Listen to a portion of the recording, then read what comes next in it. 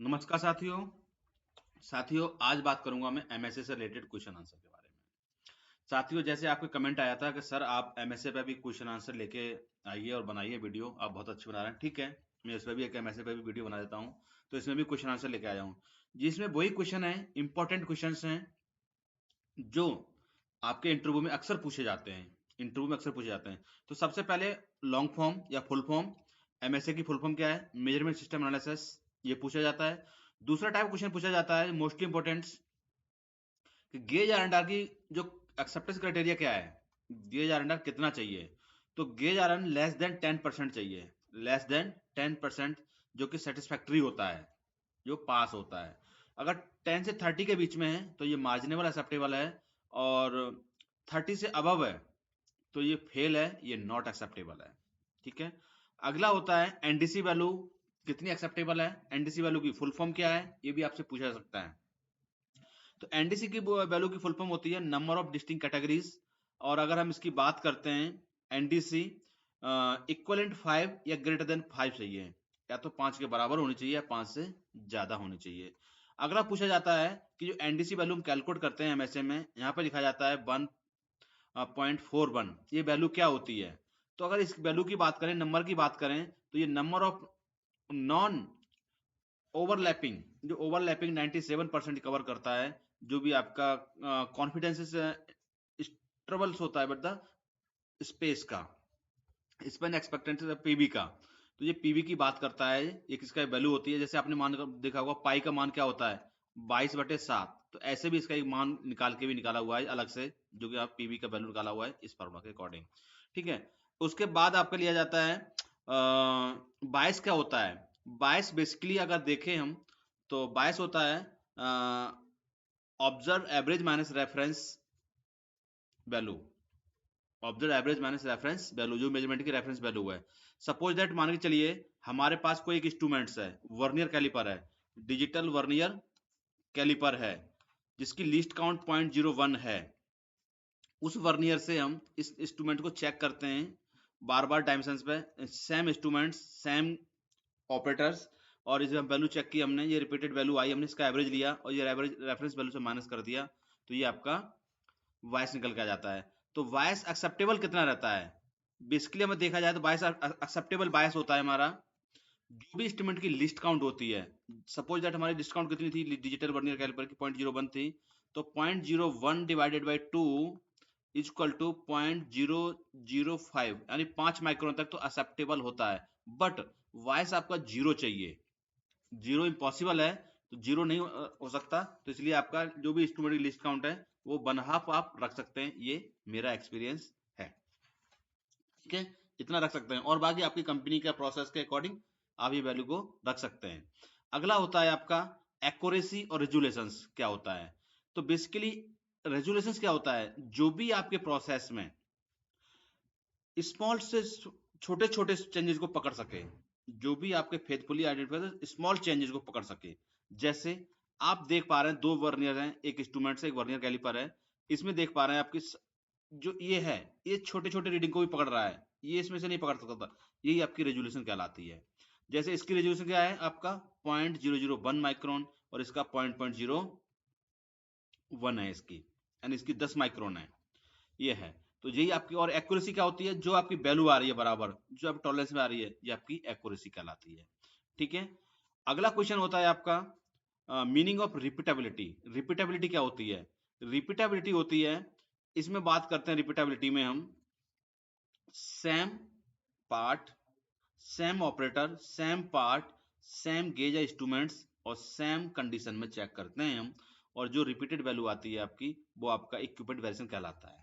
यही आपका पीबी ए भी बोलते हैं इसको, इक्विपमेंट वेरिएशन कहलाता है। यानी सेम इंस्ट्रूमेंट सेम ऑपरेटर एक पार्ट को बार बार चेक करेगा, रिपीट चेक करेगा, तो ये आपकी रिपीटेबिलिटी कहलाती है।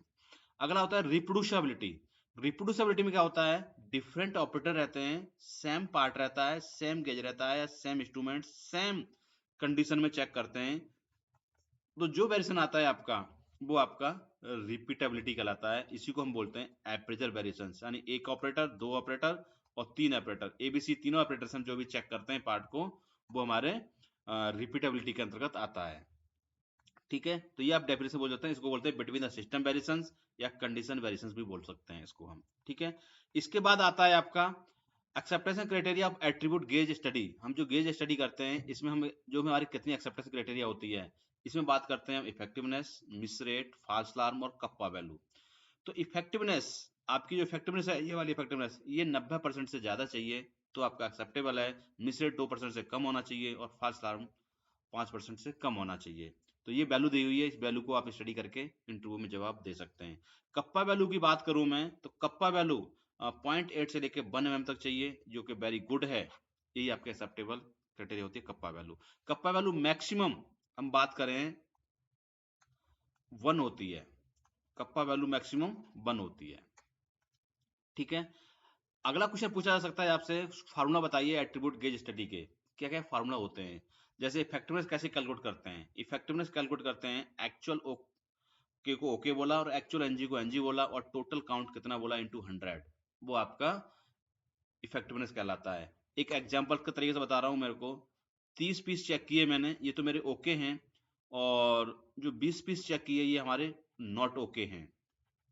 अब मुझे इसकी 3 बार ट्रायल करी मैंने, तो ये कितने हो जाएंगे आपके 30 इंटू 3 इक्वल टू होते हैं ये 90, और 20 इक्वल टू 3 इक्वल टू 60।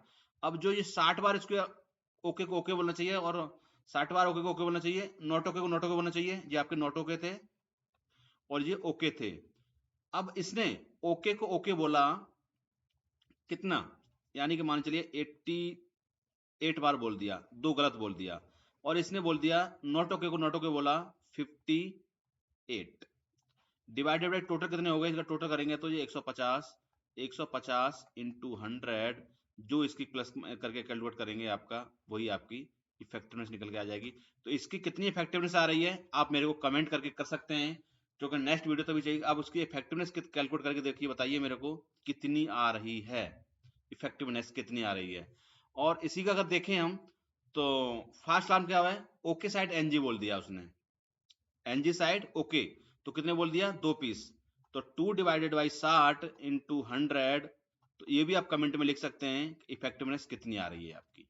ठीक है, और फास्ट अलार्म की बात करें तो फास्ट अलार्म कितने थे, आपने 2 गलत डिसीजन दिए थे, 2 डिवाइडेड बाई 90 इंटू 100, ये भी आपको फास्ट अलार्म कैलकुलेट करके कमेंट में लिख सकते हैं। ठीक है, ये आपको कमेंट करना है। ठीक है, ये कप्पा वैल्यू हो गई। कुछ आपसे पूछा जा सकता है वायस और लीनियरिटी की जो पॉसिबल कॉजेज क्या क्या हो सकते हैं, तो पॉसिबल कॉजेज हो सकते हैं नीड टू कैलिब्रेशन, आपके इंस्ट्रूमेंट जो है कैलिब्रेशन की जरूरत है, इंस्ट्रूमेंट खराब हो चुका है, या आपका इंस्ट्रूमेंट फिक्चर्स वर्न आउट हो चुका है, घिस चुका है, या कोई रिपेयर हो कराना है इंस्ट्रूमेंट, जो भी एक्टिविटी है आपकी, ये सारे बता सकते हैं। या हो सकता है आपका ऑपरेटर स्किल सही नहीं है और ऑब्जर्वेशन एरर है आपका, ऑपरेटर को ट्रेनिंग देनी है, बहुत सारी चीजें हो सकती हैं, ऑपरेटर की स्किल नहीं है। ठीक है, wrong gauge of the applications, linearity more हो गई, ये सारी एक्टिविटी हो सकती हैं। कुछ आपसे फुल फॉर्म भी पूछी जा सकती हैं, कुछ फुल फॉर्म बता सकते हो आप, जैसे आपकी एमएसए की फुल फॉर्म क्या है, एमएसए की तो मेजरमेंट सिस्टम एनालिसिस हो सकता है, गेज एंडर की फुल फॉर्म क्या है, रिपीटेबिलिटी रिप्रोड्यूसिबिलिटी, एनडीसी की फुल फॉर्म क्या है, ईबी की फुल फॉर्म क्या है, एबी, एबी होती है appraisal variations, PB part variation, total variations, ये सब आपकी फुल फॉर्म भी पूछी जा सकती हैं। उसके बाद पूछा जा सकता है स्वैप क्या होता है। ये स्वैप झाड़ू वाला स्वैप नहीं है, जो एमएसए में स्टडी करते हैं इसको बोलते हैं एस मतलब स्टैंडर्ड, डब्ल्यू वर्क पीस या पार्ट्स, है ना, इंस्ट्रूमेंट्स, ये सब एक्टिविटी आपसे पूछी जा सकती हैं, तो ये आपको पता होना चाहिए। स्टैंडर्ड आप कौन सा स्टैंडर्ड यूज कर रहे हैं, आपका स्टैंडर्ड हो गया, वर्क पीस हो गया, इंस्ट्रूमेंट्स हो गया, ऑपरेशन और पर्सन हो गया, और आपका ये प्रोसीडर्स हो गया। ठीक है, और इन्वायरमेंट्स, आपका जो भी आपका टेम्परेचर क्या आया वो इन्वायरमेंट हो गया आपका।